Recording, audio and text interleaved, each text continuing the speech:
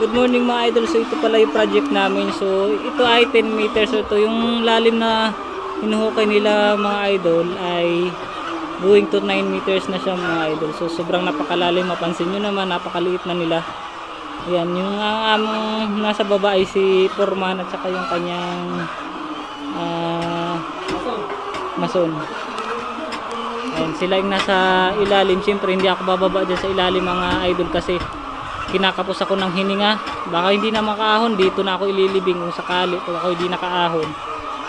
Ayan, so kaya naman thankful ako sa kanila kasi hindi nila ako pinapababa. Maraming salamat mga idol. Ayun lang. Ayan. Ganyan nga pala sila umakyat mga idol. Ayan, so hindi ko siya kayang gawin talaga. Ayan, tingnan natin kung paano sila umakyat sa taas. Akyat na ba kayo?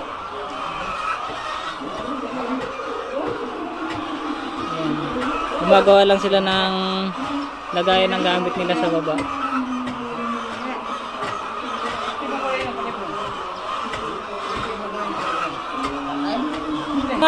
Ayan, naakyat na sila. So yun yung mga mapansin nyo mga idol, mga butas-butas na yun, dyan sila umaapak. Ayan. Si Foreman pa lang na unang umakyat. So ganyan ka-critical ang ginagawa namin. So, nakakit na si Foreman. So sunod niyan ay ang kanyang mason.